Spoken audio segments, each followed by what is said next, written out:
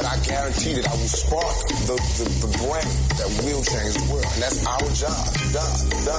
Tell me why. Why can't we live together? Tell me why. Why can't we live together? Everybody wants to live together. Why can't we live together? Hello, all you melanated beauties. Sun-kissed by God's lips. This is Coy with your black tea sip. I'm sipping power to pour you the truth. Go grab your cup. Let's fill it up.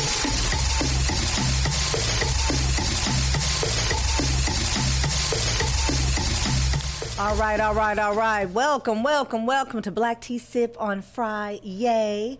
It's hot out there already, and it's going to get steamy in here because we're going to talk about lots of things. I know that we've been playing catch up with the relationship thing, but we're going to get back to our roots today. We're going to talk about some other things. And then, of course, yes, we are going to talk about relationships. And let me be very clear.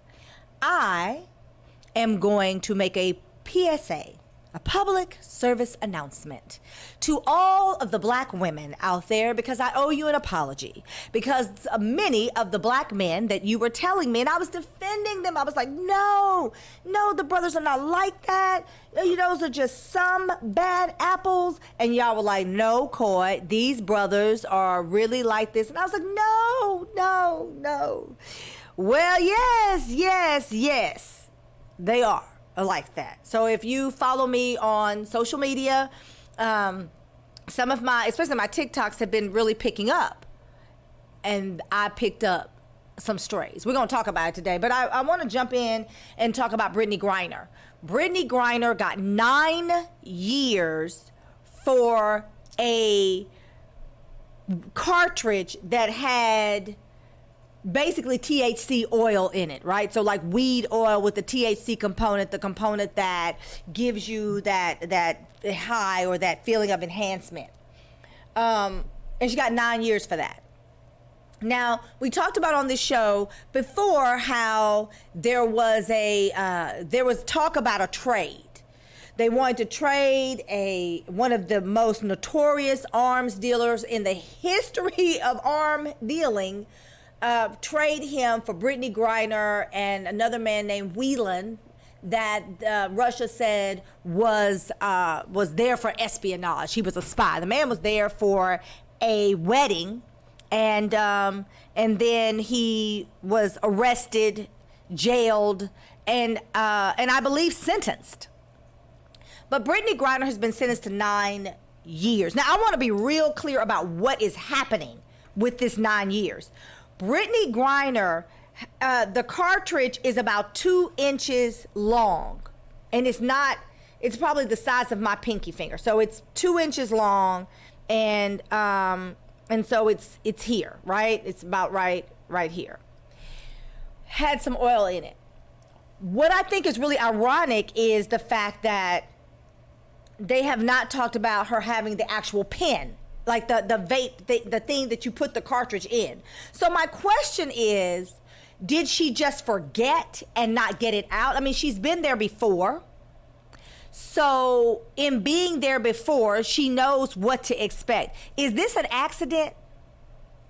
Is this something that she just forgot to do? Or did she go with the intention of smoking while she's there? Because they didn't say they found several, they said they found one. So I'm thinking she would need more than one if she's going to be there, right? You know, she was there to play ball. And we talked about on this show how the average NBA player averages several $1 million a year. An average player. The top player makes about $400 million. Contract is for $400 million. Average player, a couple of $3-4 million a year, right? The top WNBA player makes $230,000. Now, we could argue and say, well, you know, the truth is, It's because people, don't appreciate women's athletics. That we had the same situation with soccer, and they were winning when the men were losing.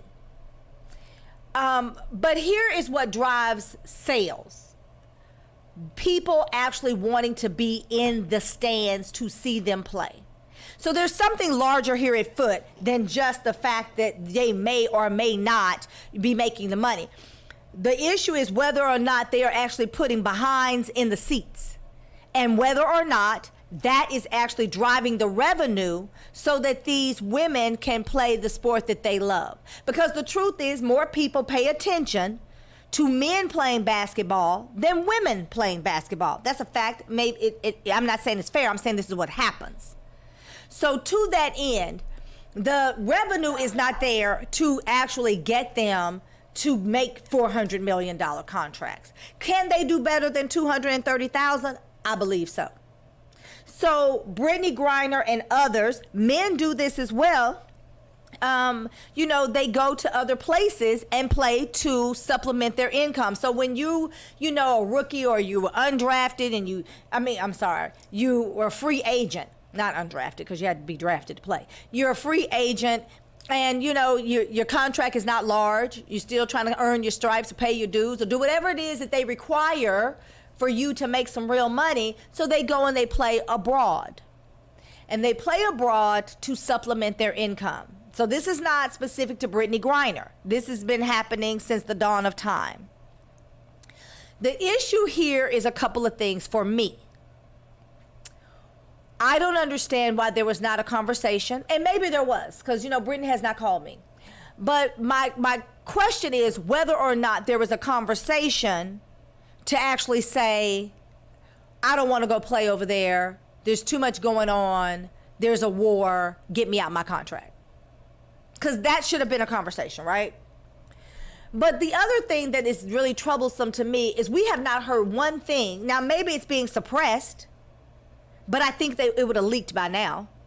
We haven't heard that this team is in support of her at all. The team that she went to play with, that she's played with before, we have not heard a peep out of them. Now, maybe they can't. Maybe they can't say anything. That's quite possible. However, I just think it's interesting that we have not heard these people, not teammates, nothing, say anything about Brittney Griner. And we haven't heard them say anything about how they feel about their teammate being jailed, what that does to their season, because you need a Brittney Griner to play for your season to be successful. And the thing that really bothers me is that Russia is known for believing in their Russian supremacy, being able to dominate, being able to take over. I mean, we got a whole war in Ukraine because they believed it was going to be easy breezy. They were going to roll up in there and just take over. So we haven't heard anything. Why is that? Brittney Griner is being used as leverage to get the arms dealer back to Russia. Because let us not forget, Russia's got a whole war going on. So they would need an arms dealer to help them get black market, cheaper, underground, unknown, unbeknownst weaponry to fight their illegal war. And I'm calling it illegal war because Ukraine is its own sovereignty. So Brittney Griner is being used in that regard. But here's the other problem that we have. Brittney Griner is a gay black woman. It's bad enough she's black. She's gay in Russia. How are they treating her? And there's nobody, there are no watchers, because at that point, who watches the watchers to ensure her health and her safety? We need to be concerned. I'm concerned. Like, I feel like Brittney put me in a position, now I got to worry about her. Like, I went to bed last night thinking about Brittney Griner. I woke up this morning thinking about Brittney Griner, and I don't even know Brittney Griner. But I'm concerned about her health, her well-being, and her safety. I'm concerned. Because as a black woman, we are over-sexualized, hypersexualized, and it is believed that we want sex all the time. But Brittney is this tall woman, you know, athletic, physically fit. So my concern is, what will they do with that in their need for supremacy, to be better? But then she's black. So there's this idea that she's superior in her athleticism because of her blackness, aside from the fact that she plays for the WNBA. So this thing about Brittney being over there, we got to be worried about that. We have to be concerned for her health, her well-being, and her safety. But Iman Shumpert also got caught up in Dallas at the airport. Everybody trying to get high. This is Corey with the Black Tea Sip. I'm going to take a quick break, and I'll be right back. We're going to talk about Iman Shumpert, and we're going to talk about the state of affairs and how they doing things with us. We'll take a quick break, and I'll be right back in a minute.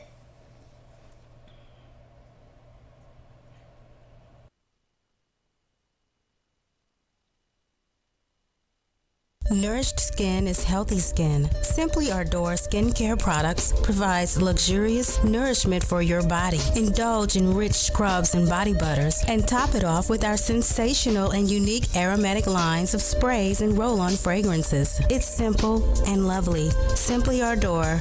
Love is real. Just spread it.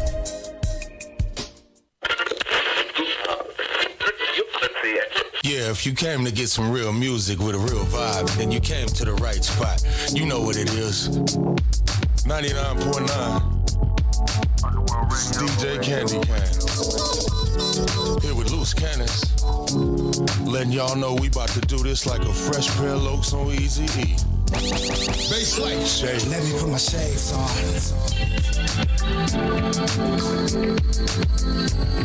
It's cooler than being cool. Let me put my shades on. Yeah. It's cooler than being cool.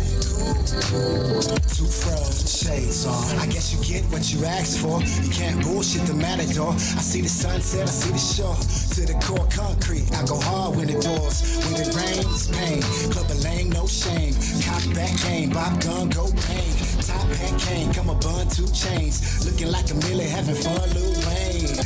I've been this way since I paid for my school grades. By the pool, sipping Kool-Aid. We shake in the finger waves. Play dates in the backseat, bitch, I'm on my cool J. Take pride in surviving the stakes as I take the ride. Just hoping don't no break supply. First to rise, I want the whole cake, the pie. The lights are blinding, hold up, let me put my shades on.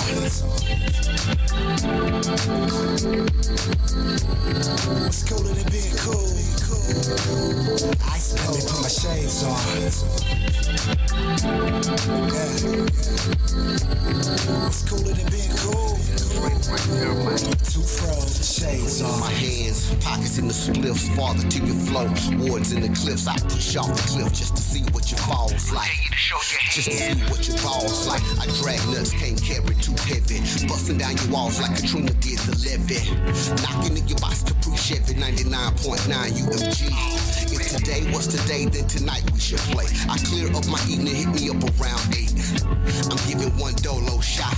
Down and come up like a pogo hop. Rocker wearing down to the polo shop. Friday night lights let my mojo pop. Better get your photos cop. TMZ flashing in the photos.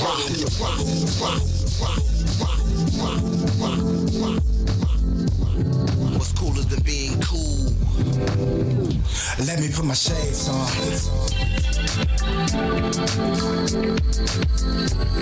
It's cooler than being cool.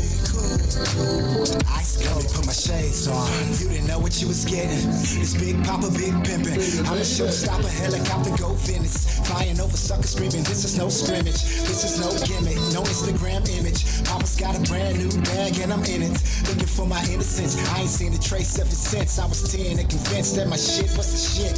This moment forth, I own to set the course. Avoiding it dead in one way. Soak up the sun rays. Sit and take a minute to sunbathe. See, I don't drown, I get down and ride waves. Kanye the coach, in case close it's over. Dirt off my shoulders, change clothes to show ya. Supreme flow, need a queen, I'm King Cobra. Toast to not leaving here sober. Let me put my shades on.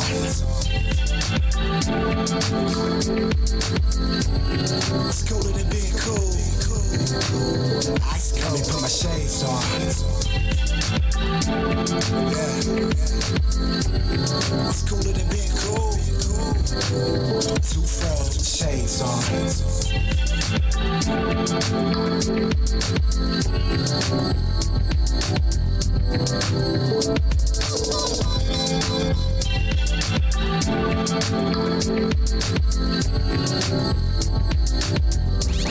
Baseline.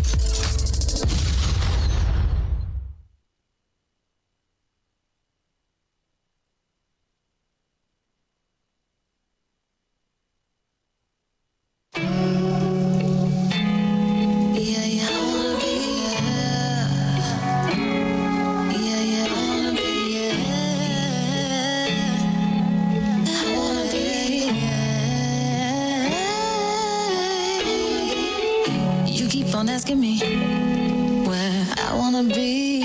I wanna be next to you. Baby, I'm thankful for the game that you're teaching me. I take it to heart. I want a piece of you. I wanna be yours. I wanna know what you're thinking. When we talk, what you feel. There is a problem, babe. Don't know if it's real or not. I know what I feel.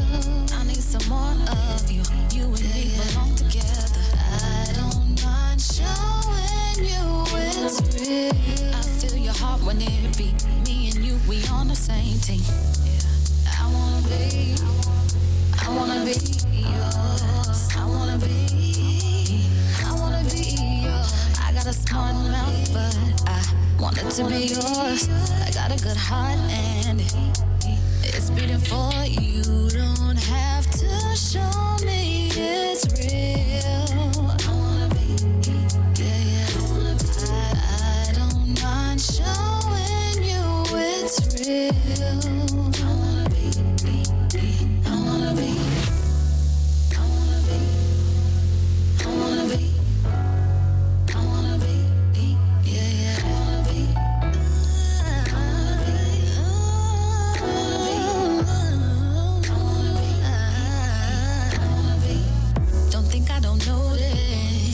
How you glowing up? You taught me the basics about diamonds and snakes. Timing is precious and it's better to wait. Tick tock, baby, I'm listening. I wanna know more. Don't wanna be your apprentice. I wanna be yours. I'm ready to jump in the deep end now. Baby, I'm sure you got that high dollar love, babe, like Christian Dior. Don't wanna be your friend, baby. I wanna be yours. Real or not, I know what I feel. I need some more of you. You and me belong together. I don't mind showing you it's real. I feel your heart when it beat. Me and you, we on the same team. I wanna be yours. All right, and we're back. This is Coy with the Black Tea Sip. If you're just joining us, we're talking about Brittney Griner getting 9 years for 1 2-inch weed oil cartridge, and they didn't say anything about the pen. And so then I live in Dallas, and Iman Shumpert, I think I'm saying that right. He got caught with 6 ounces of weed and some 9mm clips, or they said clips and then they said bullets. So here's what I want to say on that subject, because that's a lot, right? He's so cool, even when he's interviewed. So he was recently interviewed by Nate Burleson of CBS Morning, you know, the show with Gayle King. So he was interviewed by him, and the only thing I knew about Iman Shumpert, other than he played basketball, I mean, I did know he played basketball, and he's bounced around a lot, the Cavaliers, the Kings. He's on the show, The Chi. So if you watch The Chi, he's on there, and he plays the new love interest of Tiffany, who was with Emmett. And so you have to, you know, watch the show to know that she was all in love with Emmett, and, you know, Emmett had a bunch of kids out of wedlock, and then she and Emmett get married. and so they have their child together, and then she's, of course, trying to be cool with the other mamas, and they get that all together. The baby mama drama is over. And then he admits that he cheated on Tiffany with his business partner. But I think he cheated before they were married. So he admits all of this, right? So here's how Iman Shumpert comes up. His character happens to be the supplier for Tiffany's weed business.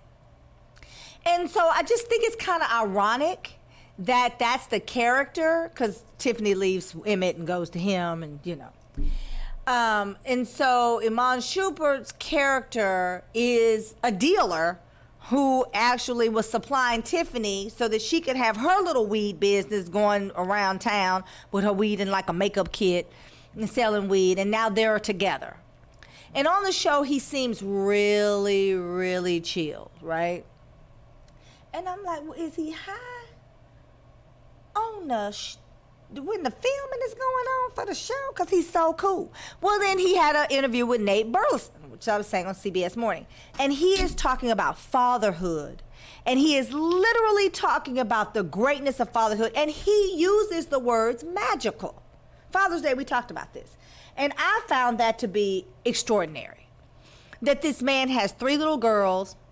And he has the little girls with, now I'm going to take y'all back a little bit now. Work with me.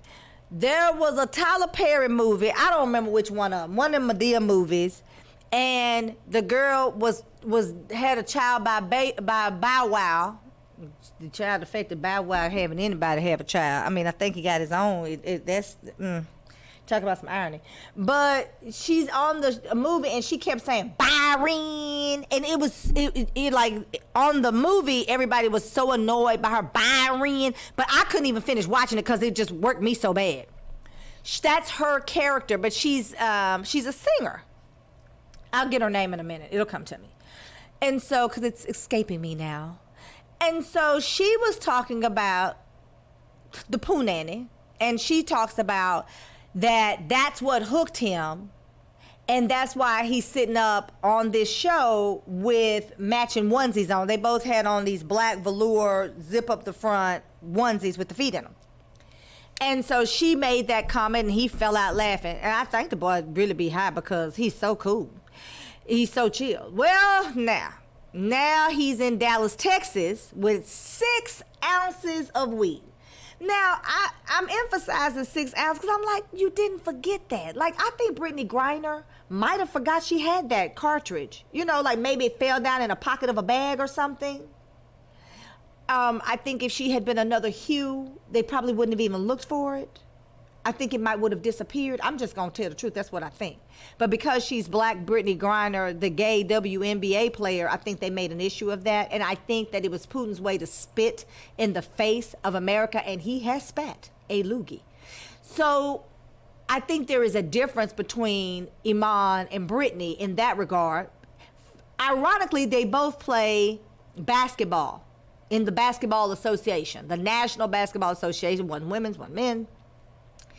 And he has 6 ounces. So I'm like, is he just high and he forgot? Is that what happened? Or, I mean, look, people take gummies. You know what I'm saying? Or sometimes men, they'll put it in their pants if they just really got to have it. You know, they can't get it when they get where they're going. But 6 ounces? So, of course, he has been arrested. And TSA, they called the marshals. And mind you, TSA is not a governmental entity. It is privately owned, and they have a contract in the airport for this so-called TSA. Just want to throw that out there.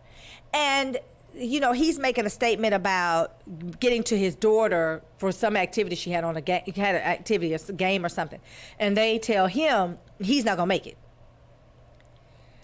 But, the way that this is happening, we've got 2 basketball players, really both of them, at the top of their game, because even outside of basketball, he has transitioned into acting, and this is his 2nd season with The Chi. So it's not like this is a fluke. So, I mean, truthfully, we could ascertain that this brother is making some real moves, and now, you know, he's been jailed, and I'm sure by now he's out, but they have a pot possession charge against him, and they're going to make an example of him. And they're gonna make an example of him. My mom's like, why is she saying gonna? But I can spell it. You know, if any word I use, I can spell, like finna, F-I-N-N-A, gonna, G-O-N-N-A. Okay. They're going to make an example of him. They're going to make an example of him in regards to, this is the face of WEED. This is a athlete that is at the top of their game, actually playing at the highest level, and he's a weed head. That is what they're going to do. Guarantee it. Now, and then they will tax him from his contract. They're going to give this boy a lot of grief. Here's the problem that I have. There was a football player, and his name is escaping me. You know, school's about to start, so, you know, mom brain has kicked in. He needed weed because he had social anxiety.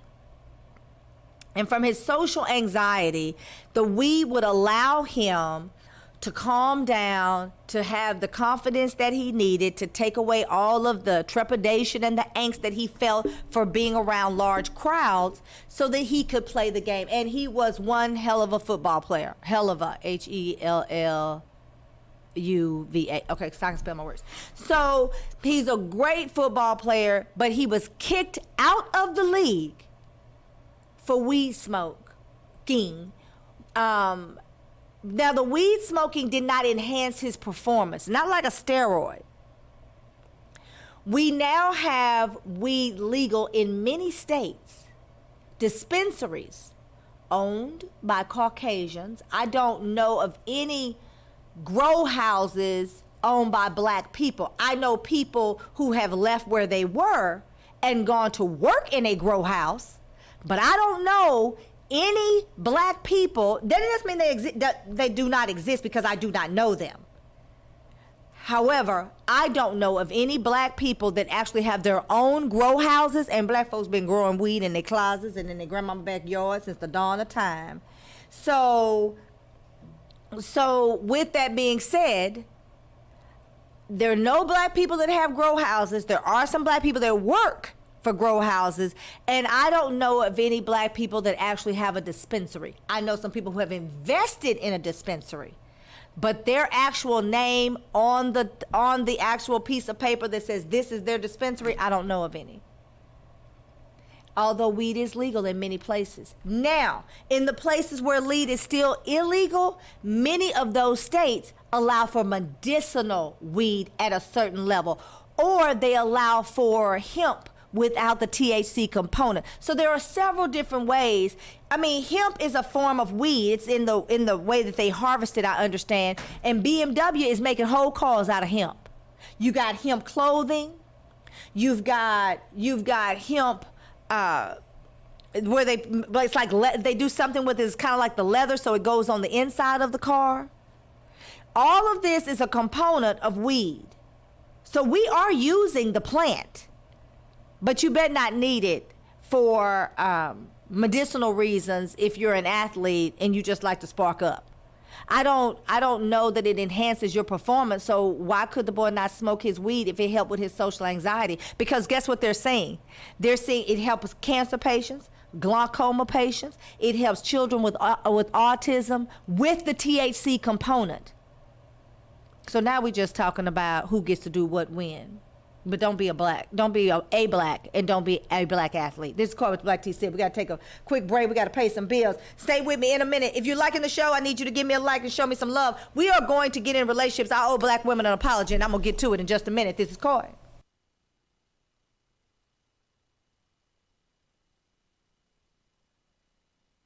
Do you want to find a stable job in a growing field? IT jobs such as network systems administrators, cybersecurity, programming, cloud, and computer systems analysts are expected to increase 25% by 2022. Texas Premier Technology Institute offers training for top certifications such as CompTIA, Cisco, and Microsoft in less than 12 weeks. And if you're unemployed or underemployed, you may qualify for free tuition. Contact TPTI at 1-888-490-TPTI or check them out on the web at tpti.us. What's up, Sir Charles? Time Bud, what's happening with it, baby? Say, man, I messed up, man. Oh, yeah. What you doing? I think my baby done left me, man. Oh, Lord. I don't think she gonna take me back. You know that old saying, they say you never miss your water till your well run dry. Trust me, I've been there, done that. Man, I never thought that'd happen to me. I was wrong. For hurting you. Baby, for hurting you. Yeah. I was so wrong. For breaking your heart in two. Breaking your heart in two. All you did was try to love me, baby. Love me. But I was out acting a fool. So I'm asking you to please forgive me, baby. Forgive me. 'Cause I'm so afraid of losing you. My daddy used to tell me, son, you never miss your water. Never miss your water. Yeah. Yeah. Until your well run dry. Until your well run dry. I never meant to hurt you, baby. Never meant to hurt you.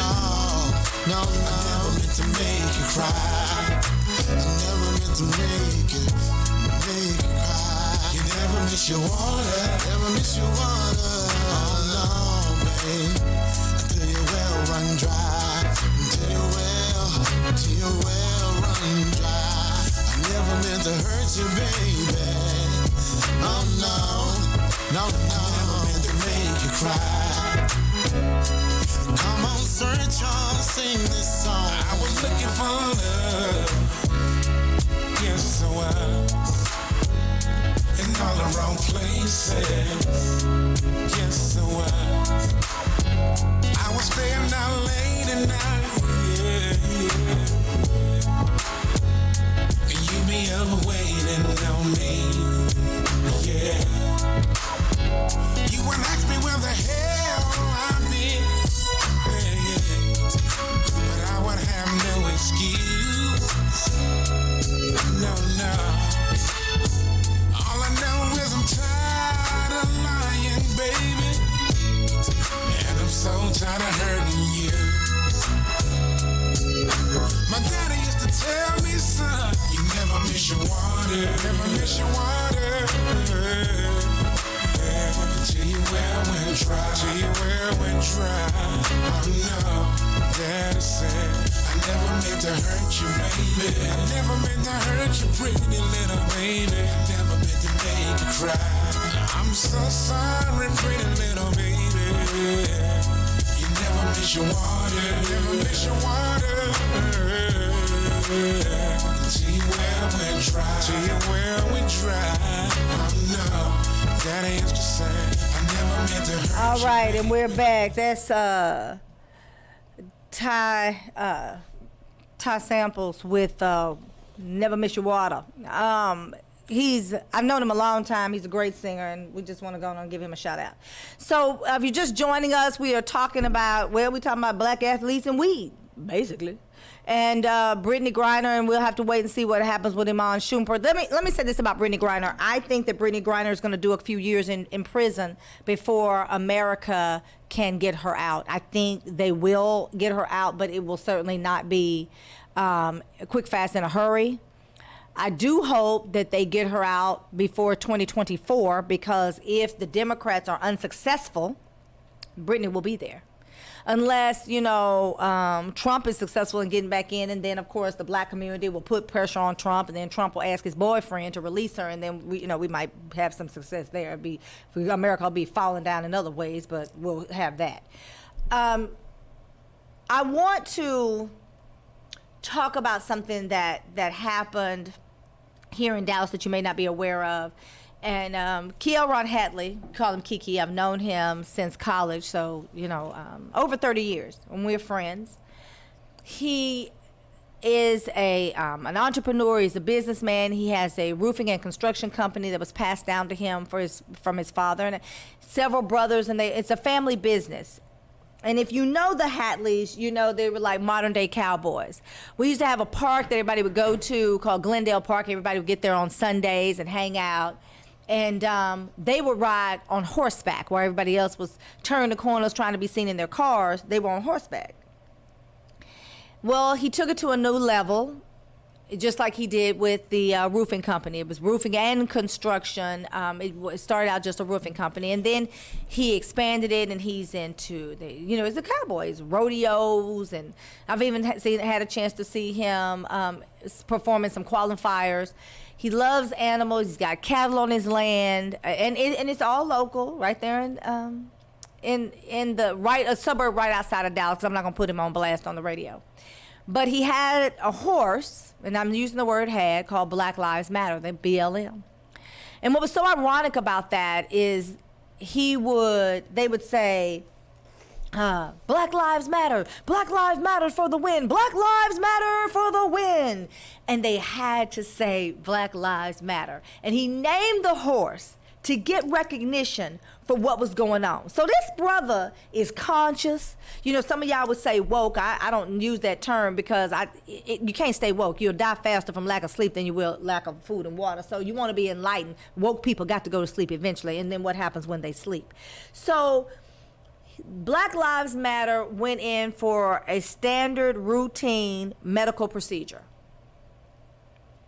And the horse was not conscious or coherent when they went to pick the horse up. The horse was left in the care of people running the facility that do not look like us. I don't know if that matters. I'm just stating facts. BLM was found unconscious and laying down. Now, the camera that is used in this facility is supposed to record what happens. The cameras, the video footage was erased. The cameras were in fact working because they show, and you can go to their TikTok and their Instagram, the camera did show that it was operational at the time they went back. It was only inoperable at the time of the procedure. I believe this horse was murdered. And I believe the horse was murdered not just because his name was Black Lives Matter, because you would say that's a little trite, a little trivial, a little petty. I don't know if that's petty or trite or trivial. But I will say that I believe this horse was murdered because black people had a racing horse. And that is still an untapped market for us as a people. Much like tennis was before Venus and Serena got there. I am fully aware of Arthur Ashe. I know y'all gonna say that to me. I'm fully aware. However, Arthur Ashe simply it was like pouring a cup of water in the ocean for Arthur Ashe. One of the founding members of Alpha Kappa Alpha Sorority Incorporated also was an extraordinary tennis player. She too made a splash in the ocean. Sora Norma. So you had Arthur Ashe, and you've had some others. Venus and Serena literally made a tsunami in the ocean. If the Hatleys, because it's family business, get into racing and they start to win, what happens to the lily white bread racing community? Do we start coming into this thing taking over? Do we Venus and Serena that thing? Is that the problem? Are we Barack Obama in the White House when relative to racing? Is that what's about to happen? I don't know if y'all remember, but when Barack Obama became president, black folks had more problems on their corporate jobs. I'm a witness to it. I lived it. And black folks, I remember my doctor, Shalon Hawkins, saying to me, I've had to refer more people to psychiatry so that they can get time off of their job because of the level of stress. Because they were so angry, but mostly afraid. Because Barack became president, so clearly you're going to become president of this Fortune 500 company. And when the irony there is, we were already presidents of Fortune 500 companies. But they acted like you and your cube were about to go to the corner office. And they treated us as such. Now, that might not have been everyone's experience, but it certainly was many of our experiences. Black Lives mattered because it was a family that was able to do something extraordinary that had not been done before. And in that, I think we need to all be very patient, but very mindful of what the autopsy is going to display. I've talked to him, and he's waiting on the autopsy, and I do plan to have him on this show. But I wanted to mention that for those of you that don't know. Black Lives Matter, I believe, was murdered. I believe he was murdered because they were afraid that black folks were about to kick in the door of the Kentucky Derby. They were afraid that we were going to start making our mark. Because don't misunderstand, many of these stables that are racing these horses are traded. Now, what does that say for black wealth? What does that say for those of us that actually get in this game and make something happen? We twerk something, you know. If that is in fact the case with the Hadleys, who have enough money to be effective. This is not some rinky-dink thing where they asking for a handout and asking somebody to help them. And they know horses. They've been in this game their entire lives, so it's only natural for them to go to the next level. He just cowboyed up. Black Lives Matter, we'll find out with the autopsy, and I hope to have the Hadley family on. Kiki is a good friend of mine, and my heart goes out to him and his family. This is Corey with the Black Tea Sip. I got to pay some bills. We got to take a quick break. In a minute, we are going to talk about relationships. I owe black women an apology, and we're going to get to it, baby. In a minute.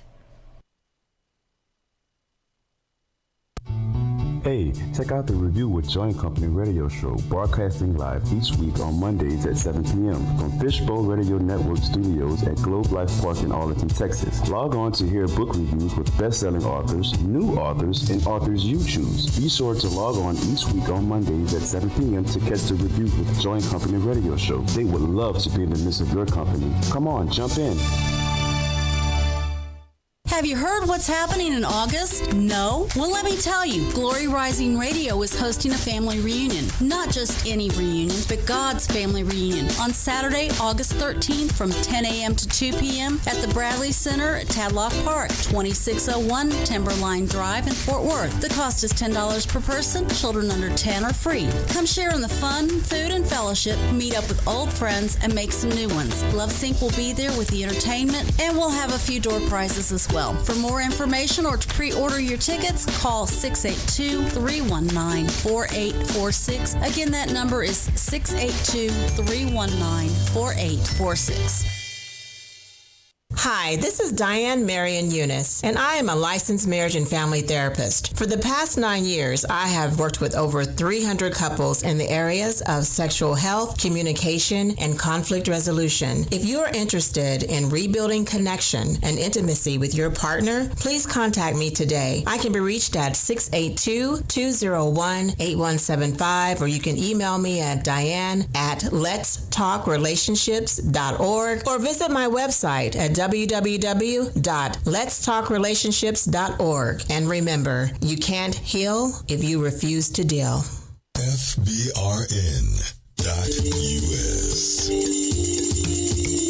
Fishbowl Radio Network. Jump in.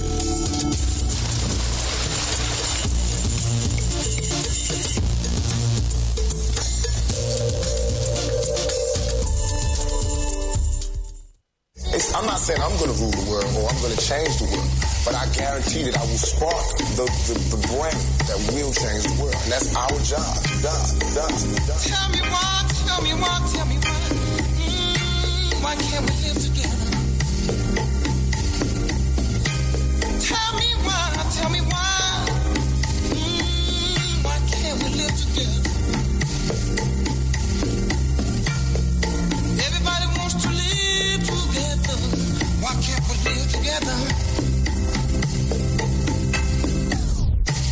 Hello, all you melanated beauties, sun-kissed by God's lips. This is Coy with your black tea sip. I'm sipping power to pour you the truth. Go grab your cup. Let's give it up.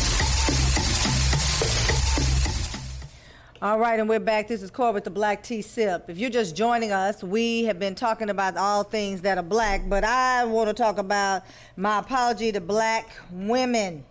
Yes, I'm big enough to say it. Y'all were right about some of these brothers. And here I am championing the cause.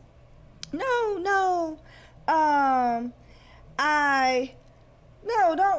don't agree. No, the brothers are not like that. Okay, so my TikTok has been picking up, and if you're not on my TikTok, go on there and follow me, and you get little excerpts from the show, little clips. My marketing team is doing a great job. Not so much on Instagram have I found this, but I did find this on TikTok, and which prompts me to apologize to black women. I said on this show a few weeks back, we were talking about dating, Lola's Love Life that airs on this show. And I said that there was a guy that I said I was dating. I think better stated that was trying to date me. I think that would have been a better statement. And he would call me on Friday evenings to see what I was doing on that Friday. Now, he may text or call a couple of times through the week. We certainly didn't talk daily, and nor did I think it was necessary. But he would call like Friday, 6:30, 7 o'clock, hey, what you got up for tonight? So it was never anything planned. It was always, really spontaneous with this brother. I don't mind a certain level of spontaneity, but the relationship, if you can call it that, was new, and more importantly, we were learning each other. Now, I'm a firm believer that you teach people how to treat you. You start like you want to finish, and you teach people how to treat you. So you start like you want to finish. If you want somebody to pay attention and respect your time, and I'm super busy. I'm Superwoman. I just took my cape off to do this show, baby. But I got a lot of things. I twirl my cape daily, regularly, hourly. So I got a lot of balls in the air.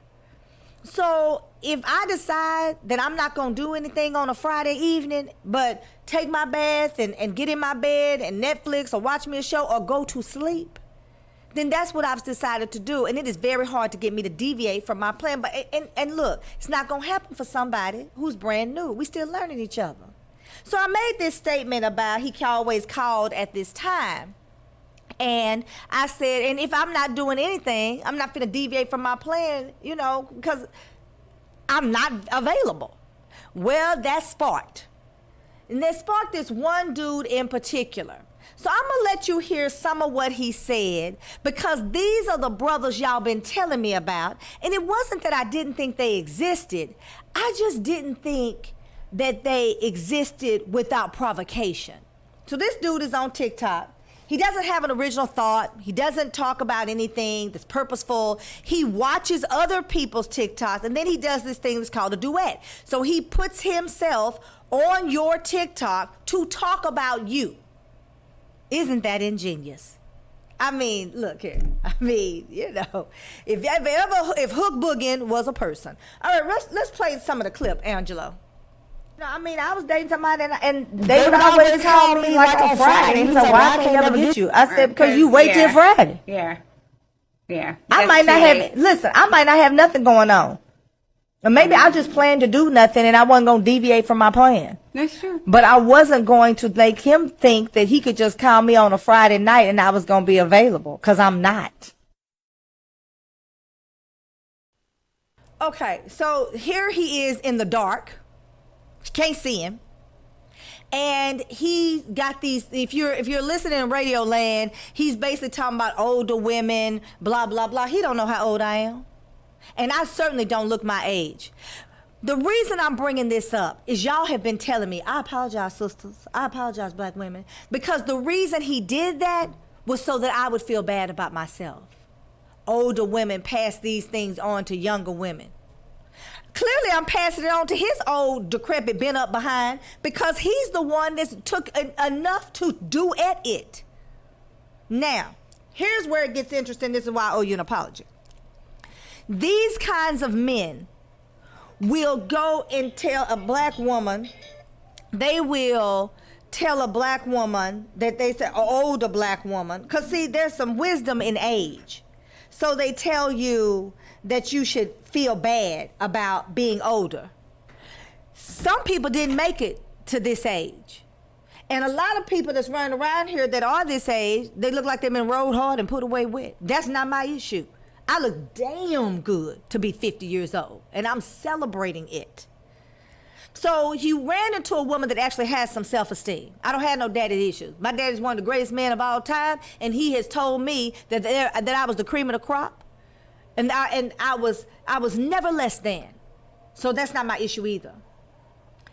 Then he goes on to say that this a mind game. Well, who was playing the mind game? The person who's learning impaired, who cannot seem to call any other time but on Friday. And what I did not say was, I had told this brother twice before, hey, you know, when let's say he called on a Tuesday or Wednesday, I said, hey, you got plans this weekend? And he was like, no, I don't have nothing up. I said, well, you know, if you think about something, you know, I'd be willing to get out. So I'm telling him I'm available, plan something. Call me on Thursday morning, text me and say, hey, you got plans Saturday, Friday, let's get together. I don't necessarily require 72 hours. It's nice to know that you have some plans. And here's the other thing. I'm extremely popular. And there's a lot of women out there that I don't have a monopoly on popularity, but I am really popular. I get invites all the time. I have 6 invites over the next 3 to 4 days. So if you don't tie me down, I can find something else to do. I'm never really at a loss. I'm in a city where I grew up. I have tons of friends, and I can always find something to do. So if I tell my girl, okay, yeah, let's go do X, Y, and Z, and then, or, you know, my homeboy calls and say, hey, let's hit a happy hour. What y'all got going on? Let's link up. Okay, well, I'm not going to tell them no because you called me at 7 o'clock on Friday. That's just not how this thing works. The problem is that women, and y'all told me this, and this is why I'm saying this. I apologize, black women. I am sorry because I was championing some of the wrong brothers. Not all, it's some good men out there, some good brothers out there. And we know that from TikTok, right? That it's visible, tangible. Okay. But this particular brother wanted me to not feel good about myself. So when I said to him, so he starts talking about I'm single and I don't have anybody. Okay, that's another dig. So he has decided because I'm saying I have some standards. See, this is where y'all got me. Y'all got me. This is when you say, I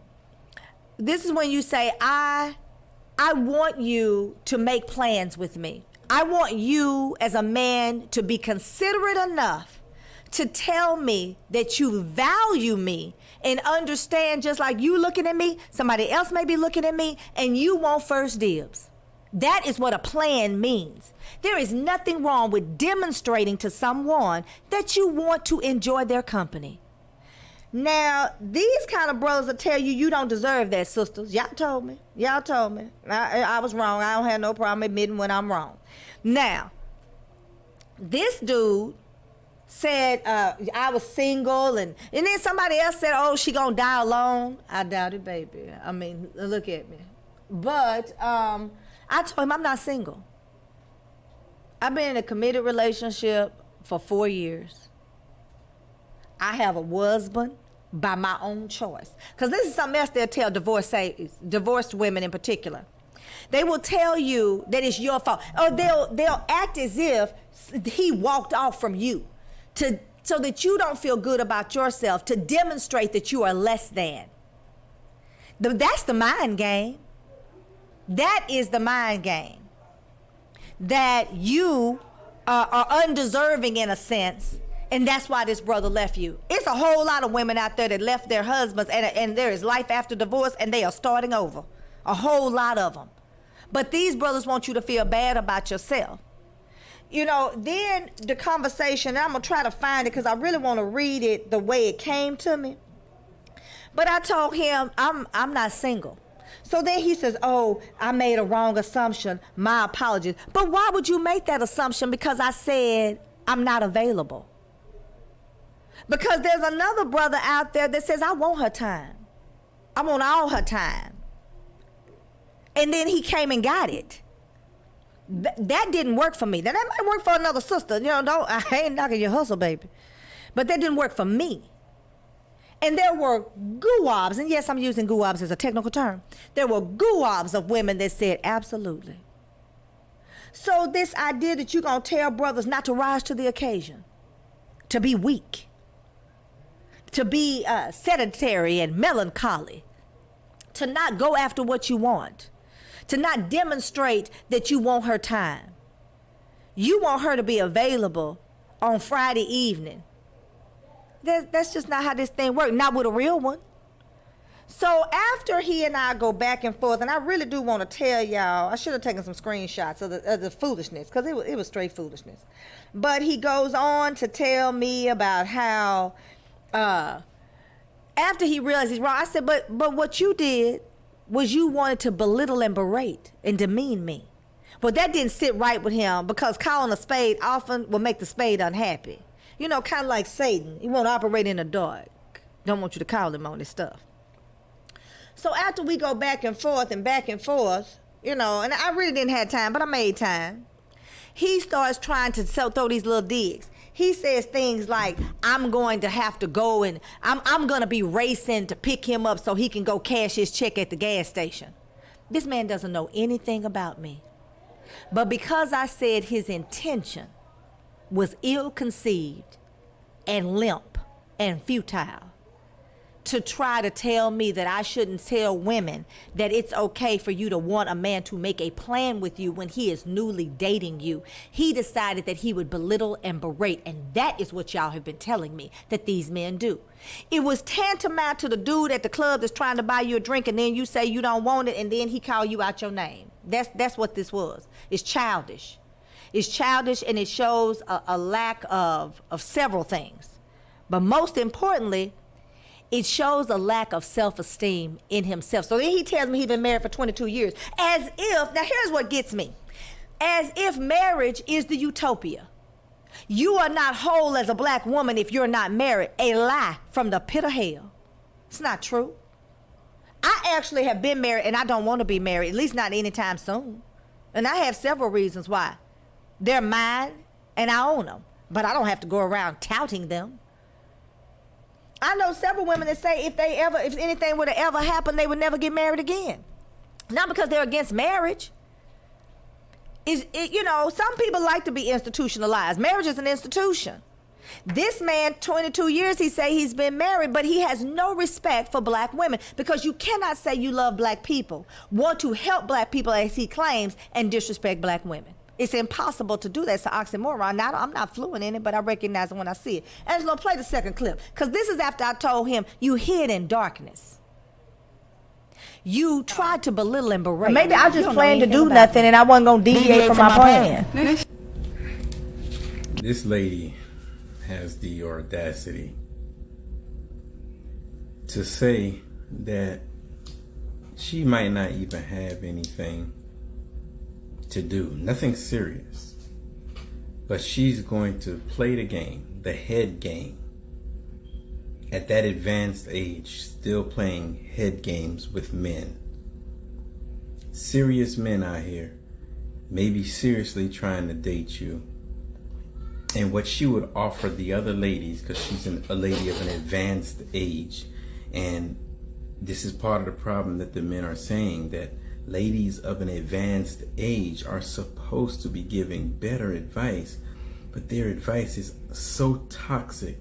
She'd rather waste the man's time than to just follow through with the date that he's trying to take her out on. How more disrespectful do you have to be for you to openly admit that you might not even have anything else to do, but because he didn't call you at the time that you think is deemed appropriate. Now, you deem appropriate because You even admitted that the man is, busy and he didn't call earlier. But you decided to play the mind game that, I'm not going to answer him. Even if I don't have anything to do, I'm still going to act like I'm busy.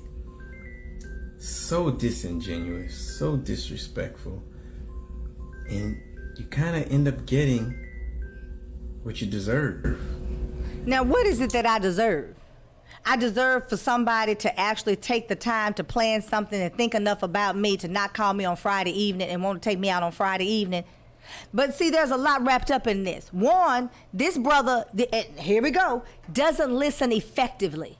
Let me tell you what happened. He listened for a response, not an understanding. I'm saying it again for the people in the cheap seats.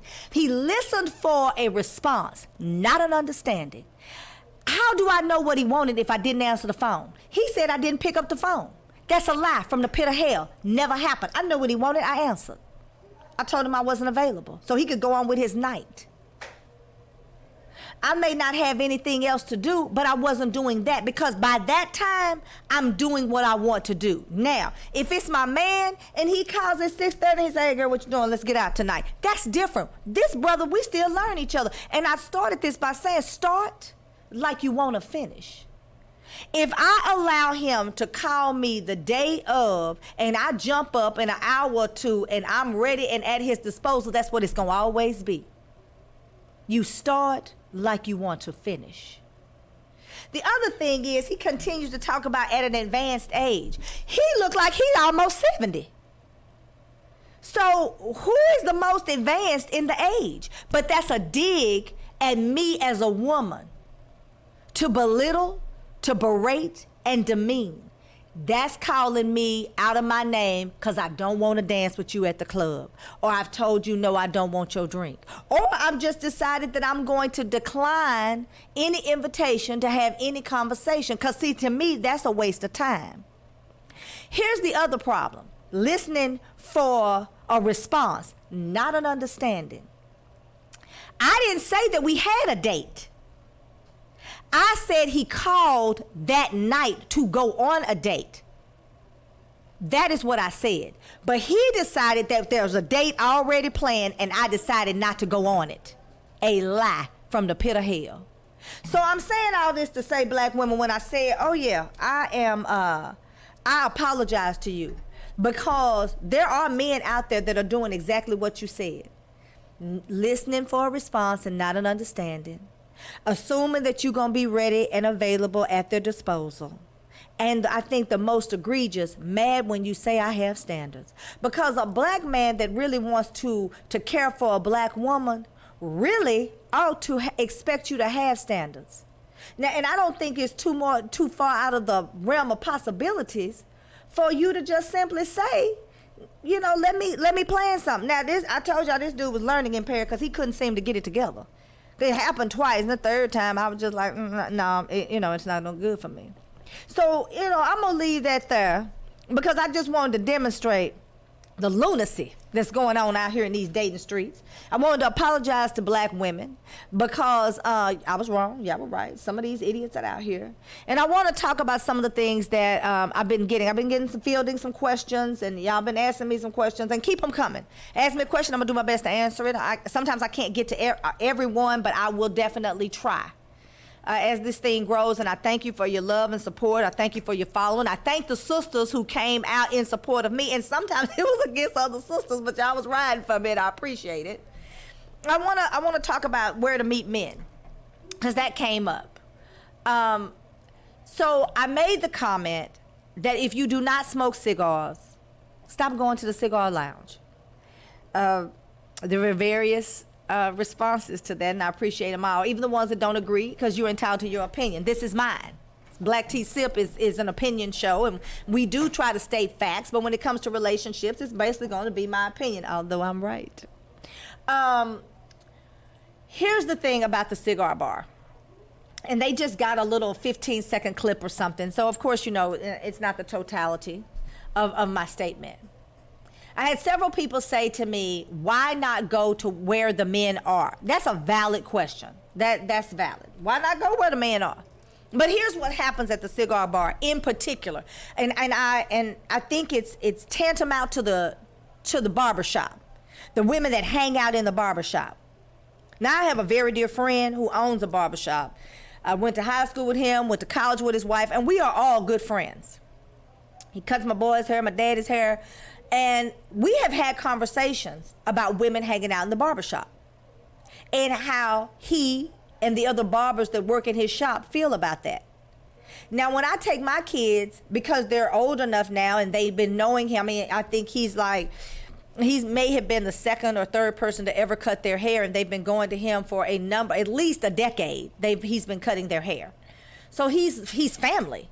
I could just sit in the car and talk on the phone or look at my phone or do whatever I'm doing while they're in there getting their hair cut, because I feel like to a certain degree that's a rite of passage for young boys. And since my husband doesn't take them, I think just because he don't have no hair no more and he doesn't think about it, I would, plus that he's close to me, and so I take them, and they like going to the barbershop because they like the banter. My youngest child hates getting his hair cut, but he likes the banter. But there are things that are said in the barbershop for young, growing black boys that oftentimes it's some gems, some little pearls of wisdom that I may not need to be privy to, right? So I stay in the car. But on the rare occasion that I do go in with them, and it's usually him and maybe one other barber, because I certainly don't go in there when it's a lot of people, for several reasons. One, I don't want them to get it mistaken that I'm in there, hunting, because that's not my thing. But two, a lot of the men that are in the barbershop are so comfortable in the barbershop that they tend to forget. And the way that they look at you is uncomfortable for me at times. Not every one of them, not all the time, but it has happened. So I stay in the car. If I go in and there's a conversation, I don't get in it. If it's just me and Rod, he'll be like, hey, did you see so-and-so? And then Exclusive Cuts Barber, I'm giving him a shout out. Rod Frazier's my boy.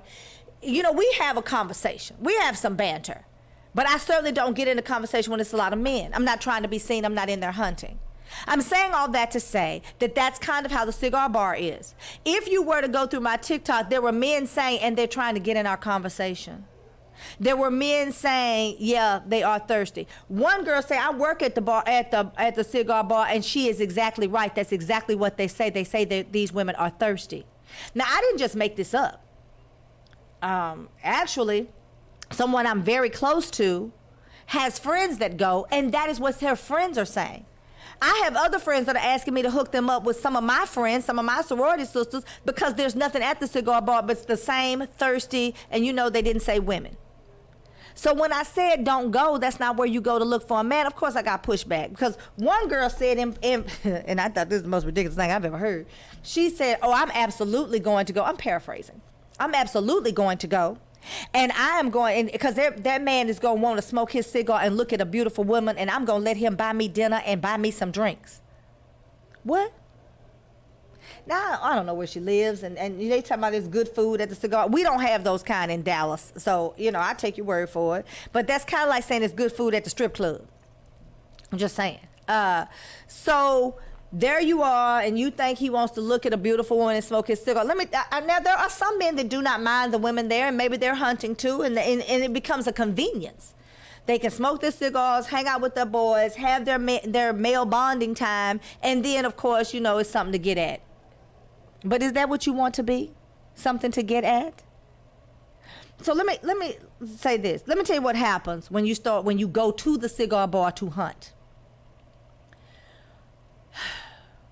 Women that are there hunting, the non-smokers, and there are some smokers that are hunting there too. There are some women that started smoking for the hunt, but that's a talk show for a different day, baby. The non-smoking women that go to the cigar bar, that meet the man at the cigar bar, when that relationship breaks up, you go back to the cigar bar to hunt again. Guess what you have become? The topic of conversation. Because that's male bonding time. Those dudes are, even if they don't really know one another, they're used to seeing each other's face, they start to talk. Then you become the topic of conversation. And sometimes men are not kind. Because I've been to the cigar bar shop, I believe, twice. And I've had friends call me and tell me to come. I didn't go. I didn't go because my man doesn't smoke cigars. I don't smoke cigars. So what would I be going for? I don't go. So to that end, when they're there and you're not smoking a cigar and you're just drinking a drink, they say, well, the music is good at the cigar bar. Okay, if it's a live band, I'm there. Okay, I mean, do you, boo? But I'm telling you how the men talk. And sometimes they form an inaccurate opinion, but that opinion is assigned to you.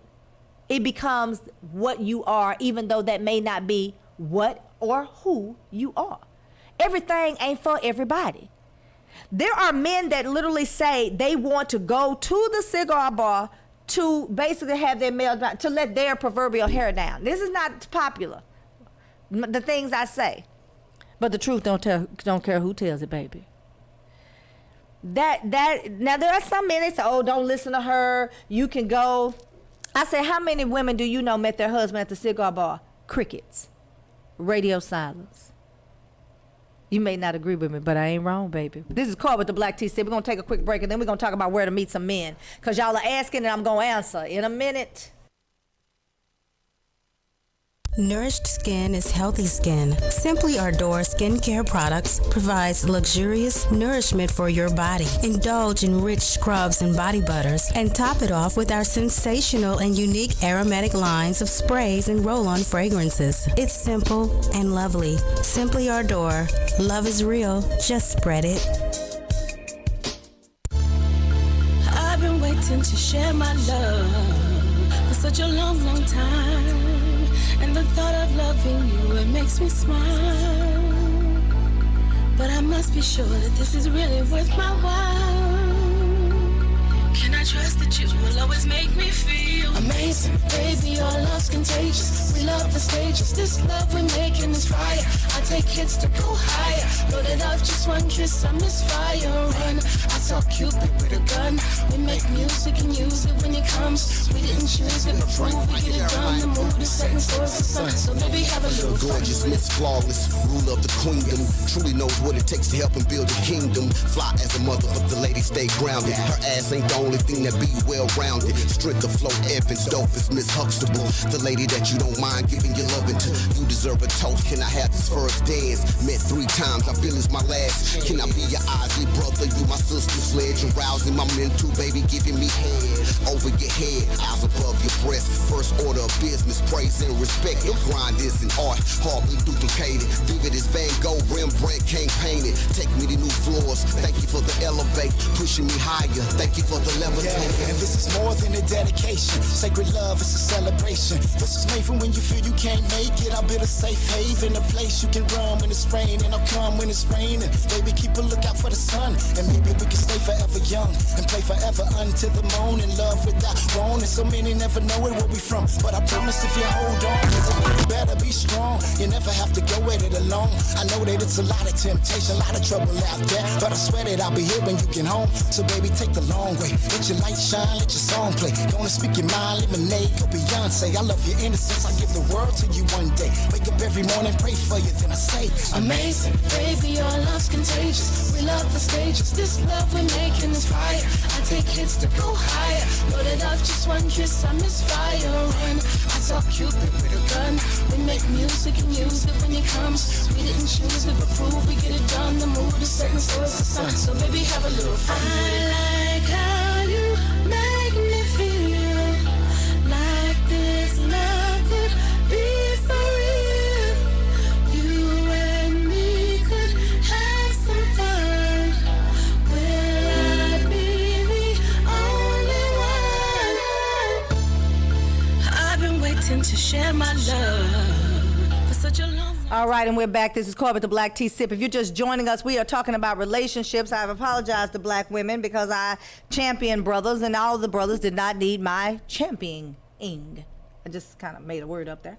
And, you know, here's the deal. Y'all asked me, well, why not go to the cigar bar? Because that's where the men are. How do we find men if we don't go to where they are? That's a valid question. You know, there's nothing wrong with the question. Here's the answer. Everything is not for everybody. That's not a place that you go.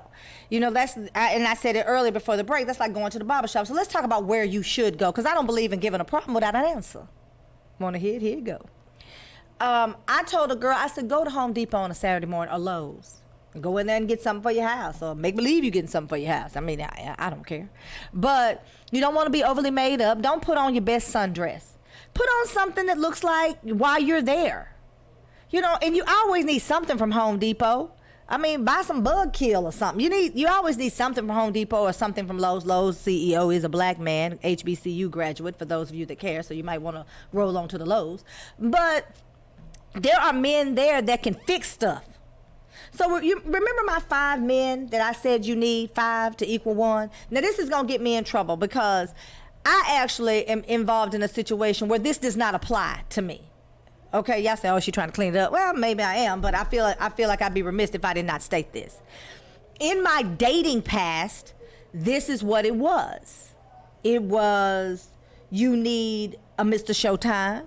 You know, somebody take you out and have fun. That's not somebody you with all the time, because that gets old and it gets boring. Somebody that's constantly in the street, in the club. But he was good for a good time when I wanted it.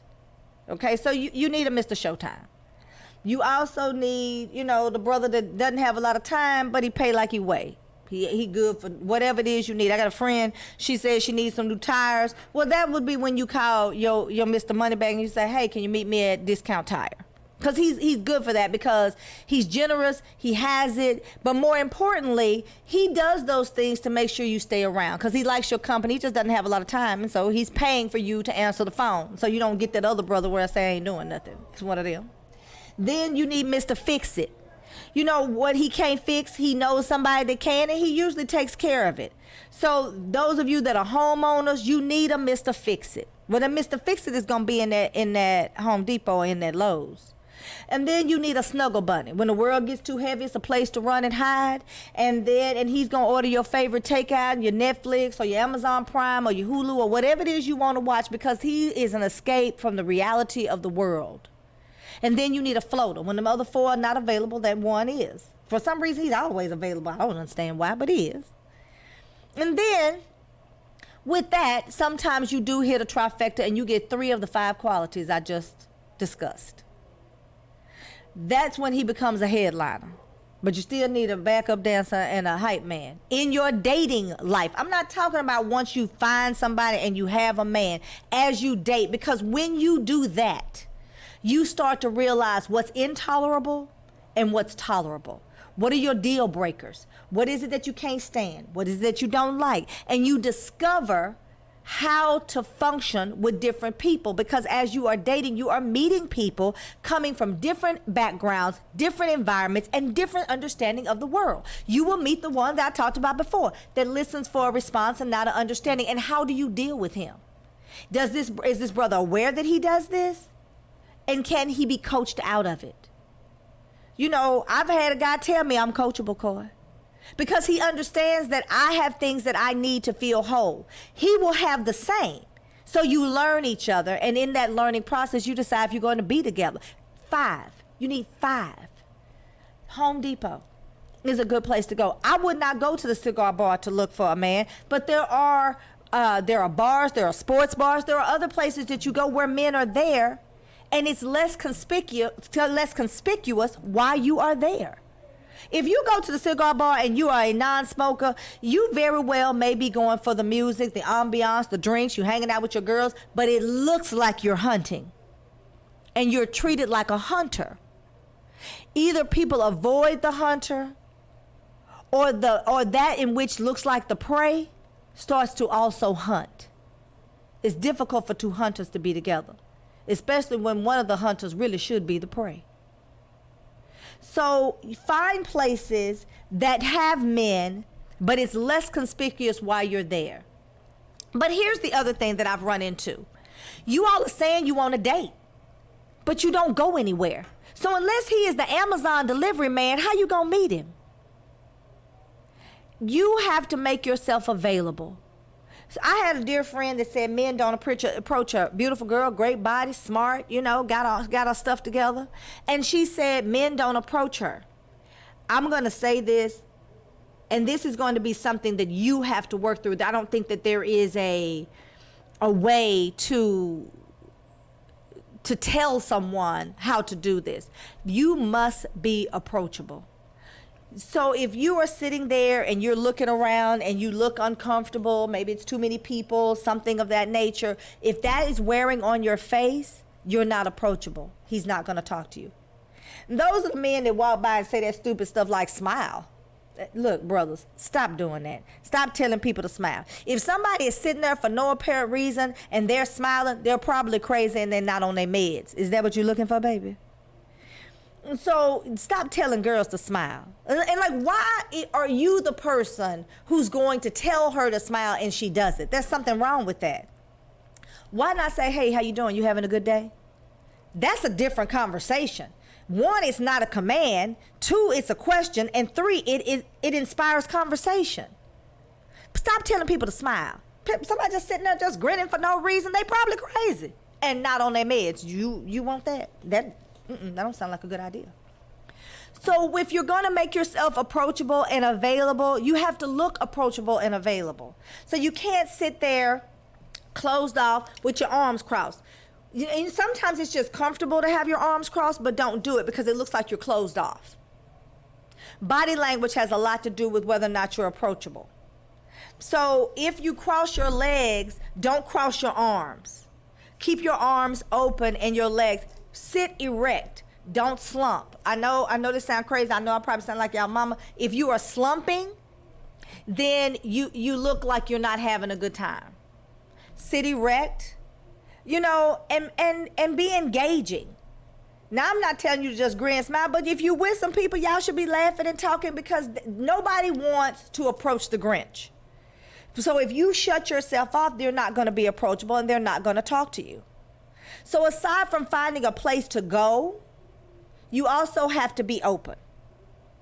I don't think that there are no good men out there. I've heard that. And I think that's a ridiculous statement. I think it's offensive, and I think it's inherently untrue, and I vehemently disagree.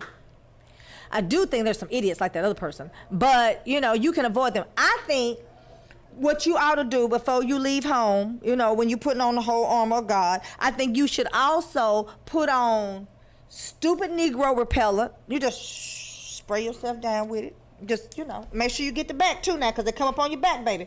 And this is for the brothers too. Crazy woman repellent, spray yourself down. Just spray yourself down with it before you leave the house. And the way you do that is you say, Lord, I'm about to go out. I want to have a good time. Please don't let this be jacked up. Listen, the Lord know what jacked up means. And if that's not who you talk to and you just talk to the universe, the wind, the trees, the breeze, well, then tell them, the wind, the trees, and the breeze. Tell them, don't let this be jacked up. Because jacked up encompasses things that you haven't even thought about. And that's how you can put your repellent on.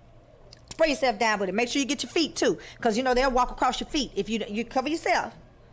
Just like put on the whole armor of God, just put on the stupid Negro, crazy chick repellent. Keep them away. Because here's the other thing. You get what you put out. So if you are saying, these are the things that I want and I need, you also have to demonstrate them. You can't ask for a brother to give you something you're not willing to give. So if you are the kind that wants a plan, then also be willing to make a plan. But I do think that you need to stop saying there are no good men out there because guess what happens? Then you don't find any. Life and death is in the power of the tongue. You need to call those things that are not as though they were. You say what you want and you will get it back. So Home Depot, Lowe's on Saturday morning. There is a Starbucks somewhere. There's one in Atlanta. I know. I just don't remember the street. It's nothing but brothers in there. Now, wait a minute. We talking about Atlanta, so, you might have to do something there, sister. But in Houston, there's always a Starbucks where there's plenty of brothers. Go there. Sunday morning. There are brunch spots. And I'm going to say this, and this is going to be unpopular, and they're going to come for me, but, I'm tough-skinned, and it's cool. Don't go out with too many chicks. Your girls, don't go out with too many. 5 and 6 of y'all out at one time, nobody's looking for anything, right? 3 is the most. Because here's the other thing. When y'all are at the bar and he buys you a drink and he knows you with 2 women, he ought to buy them a drink too. I'm not saying he got to drink them all night, but it ought to be what y'all drinking. So if it's any more than 3 of y'all, then that becomes more. Because who want to buy 5, 6, 7 drinks? Because you also want to see how he's evaluating the situation that y'all are in at that time. You're at the bar, or you're sitting at a table, and he wants to talk to you, and he says, hey, what are y'all drinking? It should be y'all and not you. We had a whole conversation. One of my friends' husband's frat brother was there. There were 2 or 3 women at any given time sitting and talking to her, and he kept coming to her specifically saying, you good. Not one woman there was unable to get their own drink. And there were other guys that were buying drinks while we were there. But every woman there was quite capable of buying their own drink. But he went so far out of his way to demonstrate that he had his frat brothers, which was kind of crazy because the man was right there. It wasn't like her husband wasn't there. So it was really weird. And he kept saying, you good, like to emphasize her. Well, eventually something was said to him about that. Because you don't need to keep coming over here asking if you're good. Her husband's right there, and we all sitting here together. Now, nobody ain't thinking that he should buy a drink. That's not necessarily his role or his responsibility. But in as much as you want to ask one person out of this group of 3 or 4, or maybe even 5 people, if she wants to drink, it becomes a blatant disrespect, because what you're saying is, I'm ignoring all of you all. That's what's happening. So for the brothers that are out there that do that, and yes, there are some women that'll be telling you, well, I drink champagne, and then she's trying to run the tab up or whatever. I mean, that happens. But you should not be asking that one girl, because it sends a message, and it's not the message you want. It sends the message that you are selfish. It sends the message that you are stingy. It sends the message that you can be disrespectful to her friends. And all of these things, you're saying, well, dang, you get all of that. Yes, all of that comes up. I remember being in Houston at a friend's birthday party, and the guy who she was entertaining, basically, they ended up having a bottle service. You get 1 bottle for the table. And then I think they ordered 2 initially. And then he ordered a bottle, and then they ordered another bottle. Well, they had paid for 2, and he didn't want to split it down the middle. Well, maybe he didn't have it. I mean, because he didn't plan to drink everybody there. I get that. But it became a huge deal because they ended up buying the birthday girl's food. He didn't pay for the food. You see how that works, where he's now getting bottle service, but he said he had her, and then he didn't. Women talk about that. And it's not because they're expecting him to shell out all the money. That's not what I'm saying.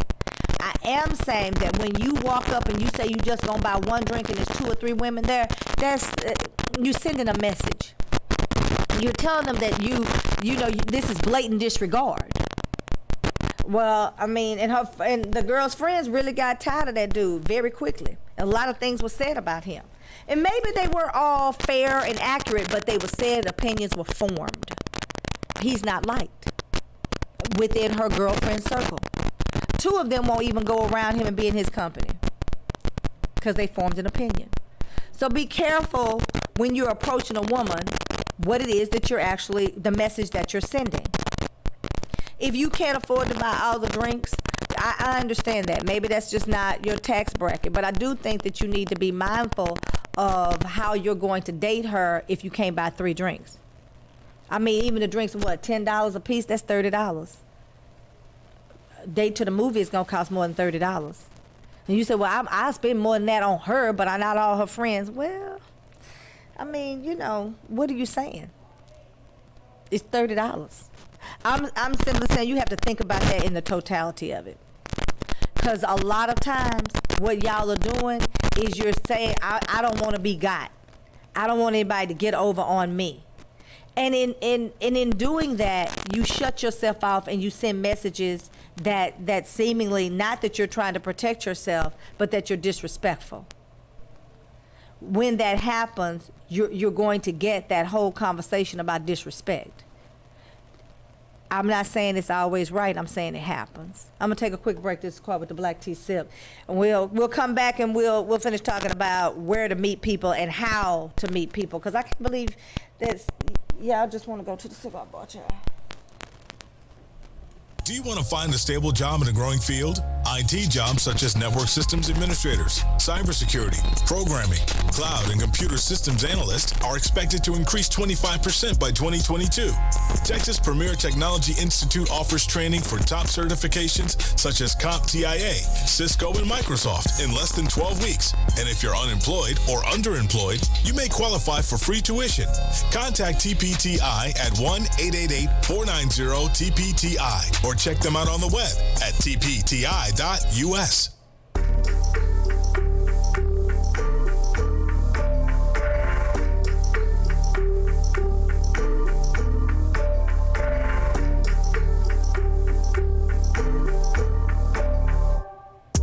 Got Louis on my eyes. You got them days.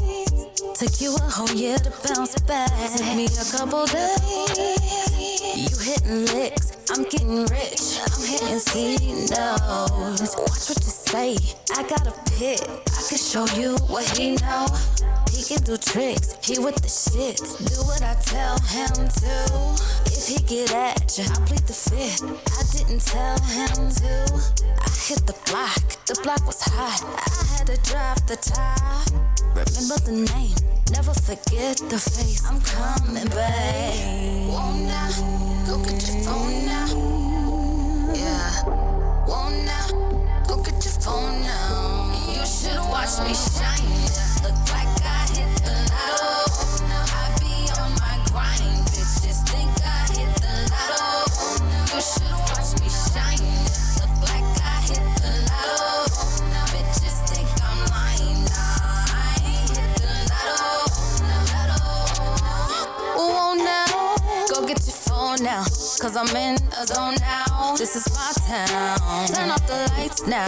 Cause I'm shutting shit down. Send a shot to all my haters. No, I don't promote violence. Where is the waiter? Sign autographs later. Then I gotta go. Sign autographs. All right, we're back. This is Corey with the Black Tea. If you're just joining us, we are talking about relationships, and I did apologize to black women because I was championing black men, and some of them didn't deserve the championship I was giving them.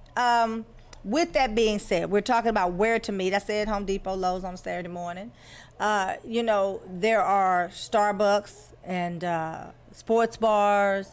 There are other places, jazz club. There are other places where you meet men. I don't think that it's wise to go to the cigar bar, and we talked about that, because they look at you as thirsty. You're out there trying to trap a man. You're out there hunting or trolling, and that is not the message you want to send. Well, I don't know, some of y'all, because I was recently asked the question, what happened to being classy? And the exact statement from the man was, what happened to being a lady in the street and a freak in the sheets? Why are they freaks in the streets now? Because they can't go back and be a lady in the sheets. And so, you know, I mean, I say it laughingly, but it's true. When you are out in these places, the idea about you being ladylike and who he wants to take around his friends, he doesn't want to take you around his friends because he met you with his friends in the cigar bar when you were not smoking and hunting. And that's what it looks like. And then what happens when that relationship doesn't work out and you go back to the cigar bar because you felt like you were successful there before, and then you start dating another guy from the cigar bar? Well, they know each other. Even if they don't really know each other, they know each other. That's what happens. So where do you go? I think it is difficult to meet people. Men are having trouble meeting people. Women are having trouble meeting people. You know, a lot of people are doing online dating. I feel like I'd be remiss if I didn't say this. So apparently this girl, she posted it on Twitter, because you know you get all the stuff from Twitter. Her uncle was on Tinder, met a woman. His wife was out of town. He brought the woman into the house, and she drugged him and robbed them blind, took everything out of their house. Now, he called his friend and was asking for help, and, you know, it gets kind of muddled in there. So people are saying online dating. We've seen where online dating, the people have, you know, these people in their homes, and they order a pizza, and then they, you know, they send codes to the pizza people, or they call 911 and act like they're ordering a pizza. These things are happening, right? I don't understand why the people are in your house. So At least the first 3 to 4 dates should be away from your house, away from his house or her house, and you should meet in a public place. I think maybe y'all are trying to get the coochie on too fast, so y'all hurry up and go to the house. I don't think that's no good idea. I think if you're online dating, you should have several dates where you're out and you get to know each other. I don't think you ought to be going by one another's homes. It can be dangerous, not just for women, but for men. There was somebody on there that said that they had a friend that happened to, and that person was drugged and died. So let me tell you what the drug is. It's usually, they do all kinds of things. Back in the day, it was Visine. I know for a fact people are still using Visine. I had someone that works for the police department call me and tell me I needed to talk about this a few weeks ago, but I wanted more specific. She didn't give it, but here we're in this moment in time together. Too much Visine, it does something which slows the respiratory and the heart system, and people can die. But we're out here so much trying to get quick self-gratification, even in our dating life. Someone told me I need a strong relationship. I don't really know what to do with that when you say I need a strong relationship, because what I think you're looking for is real companionship, true affection, someone that's there to say, I want to witness your life and I want to be a part of it.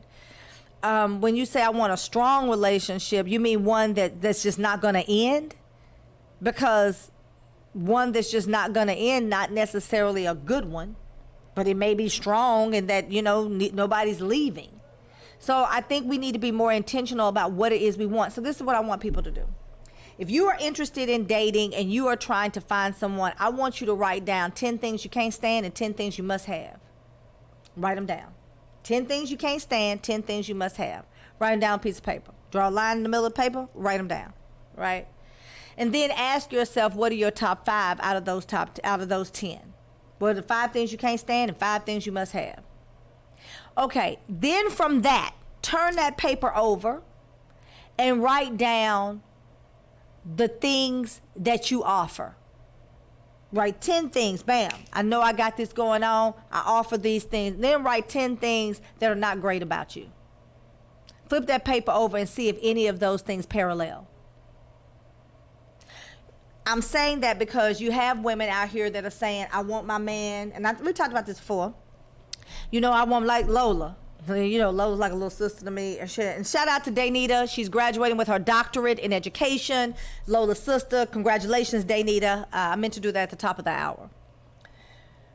When you say I want somebody that's 6 feet and bald head and chocolate with a great beard and a great body and a great job and great family and he loves his mama and he knows how to treat me, okay, that's fine. The dude that has all of these things that you want him to have, these physical attributes, financial attributes, these tangible things, right? Loves his mama. That's demonstrative. Then what is it about you that would make that kind of man want you, and vice versa for the guys?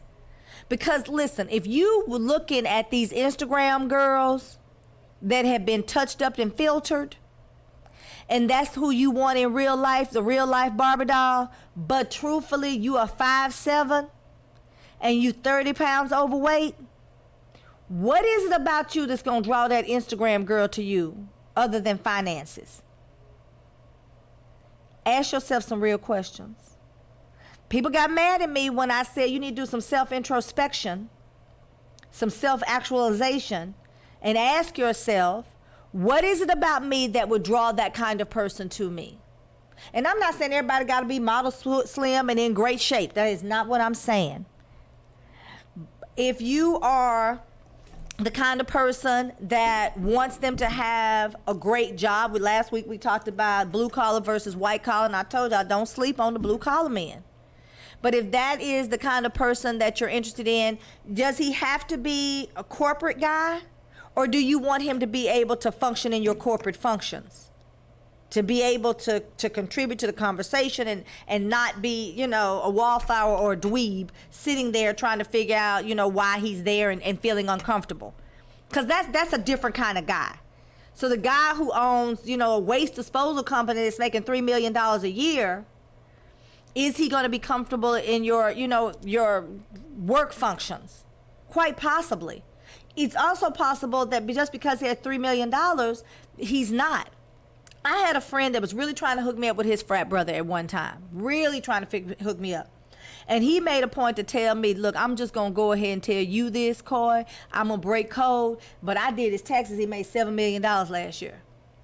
Okay, now, he broke code for real. I don't know why he felt the need to tell me that, but he did. All right. With that being said, I talked to the guy twice. There was no conversation. It didn't matter if he had $700 million. There was nothing there.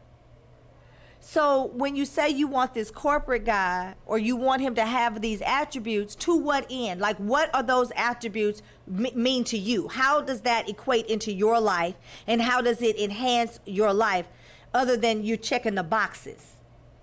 So I want to impart this before we leave. One, you don't want to be in a place where you look like, you're thirsty. People said they wanted to go to a cigar bar and they wanted to listen to music. Well, do you have to listen to music at the cigar bar? And the girls that said, I'm just there for the music, I'm not looking for a man. So if the man approaches you, are you just there for the music so you shut him down? Because the idea that the only place you can go and find a man is the cigar bar is a little lost on me. And that's not what all of you said. All of you did not say, I have to go to the cigar bar. But there were plenty of crazy women out there that did say that's where they were going to find their man. That I didn't know what I was talking about. And then when I asked for the success rate in the cigar bar, it was crickets. So I must not be wrong. So you want to go to a place where you can be less conspicuous and actually shop the men that are there. I don't think there's anything wrong with that. I just don't think you need to be in a place that is really designated for them and give the opinion of to people that you're something that you may not be, which is thirsty. I've seen the way women dress in the cigar bar, and the girl won't know, well, why were you there? Well, two parts. Went one time with my man, and went one time by myself to my friend. I wasn't there very long either time. The women, they do dress thirst trappy, if there's such a thing. So you are sending subliminal messages whether you mean to or not. You want to go to bars, but you want to be, go to a bar or even a nightclub. People do meet people in nightclubs. They do meet people at parties. But I also want to say this. The world is, now we got COVID plus monkeypox plus crazy. But the world is opening back up. The Congressional Black Caucus, I'm going to go ahead and spill the beans. People don't really know what the Congressional Black Caucus is. It's nothing but a big party. It's in September. Go there. There's a bunch of married men playing like they're not married, but, some single men there, because you're going to deal with that wherever you go. There are those of you that can travel. There are always things going on in other places. New Orleans, Atlanta. The Qs just had their conclave in Charlotte. I have heard of some people meeting some people and talking afterwards, but most of the time it didn't happen. I want to specifically speak to the women. In 2018, when we were in New Orleans and the clave was there were girls that were walking around with these shirts on that said dog catcher. I understand that they did that this time as well. And I've heard this from several of my sorority sisters were talking about it and talking about how they had these dog catcher shirts on. That's not a good look. What do you do when you catch the dog? So that's not a good. It's kind of tongue in cheek and it's kind of funny, but they came back talking about those women. And this idea that men don't form opinions and they're not talking about you is it's lost on me, because everybody talks about everybody. And they are talking about, men have this idea, like women do. Men have an idea of what they want. And those men that are really adults, because I'm in an advanced age, but men that want to date appropriately, age appropriately, and they're looking for someone to spend these latter years, if you will, with someone, they don't want her in a dog catcher shirt. That's embarrassing, and his friends are going to remind him that that's the chick you met with the dog catcher shirt on. So you want to be mindful. of the messages that you're sending, because the message received is the message sent. You don't have no control over what opinion a person forms from the message that you send, so you're careful of your messaging. So you want to shop the men in places where you're less conspicuous and you don't look like you're shopping. You look like, you just stumbled upon this great guy in this great time. You want to be approachable. You want to seem open and friendly enough to where the guy is comfortable enough to come and talk to you. You want to take time to learn somebody and start trying to force a relationship, because they must happen organically. And the best way to do that is to develop a friendship. So don't have a lot of expectations. Several weeks ago, we talked about how women are jumping in, and men, I'm not just talking about the women, and men jumping in the bed and then having expectations. I am not telling you to be on some day rule, 90 days, 60 days, 10 days, 12. I don't know what your day plan is. I do know that you need to be emotionally intelligent when you decide to sleep with somebody. Be careful of what your expectation is when everybody gets some pussy clothes on. Because if you think that solidifies the relationship, it doesn't. So you need to be careful about what message you're sending. Y'all having a good time, y'all been hanging out a couple of weeks, you want to stay over. I don't really know if that's a conversation that you have, or if you just say, listen, I really like you and I'd like to stay over, but we've only been dating a short while and I don't want to get my feelings hurt. That can open up the conversation. But you ought to know within that time frame if you're going to hear from him after that, because the signs are there and we don't pay attention to the signs. Or she. If her phone is constantly ringing and she always turn her phone over, or she's steady on her phone, that might not be the girl for you, because simply by the fact that she just doesn't seem to have time for you. I know that y'all think that dating is uber difficult and there's nobody out there. And some of you have literally said to me, I think it's hopeless. It's not. But you have to get out of that mindset. There are some toxic brothers out there, and there are some people that are so toxic they want you to feel bad about yourself, so they will say things to you like a woman of advanced age. Everybody didn't make it to 50, and when they did, they certainly don't look as good as me, so it didn't hurt my feelings. I suggest you take on the same persona. I think ignoring what people are telling you when they're saying that's not a good look. If you don't know 3 people that met their man at the cigar bar and they are married to them, if marriage is your thing, then how likely is it that it's going to happen to you? You say, well, I don't know anybody that met somebody at the Home Depot. That's a valid point, but I do. I have 3 friends that met their husbands at Home Depot. Well, one is not married. They just been together a long time. They met at Home Depot. Well, one met at Lowe's. The other 2 met at Home Depot. That's why I said I know it works. And you might have to go back more than once. It might not happen the first Home Depot try. And I'm not saying that's the only place to go. There are sports bars, there are other bars, there are nightclubs, but you have to be open. If you are going and you're not meeting anybody, maybe you need to check yourself. What was my attire like, man or woman?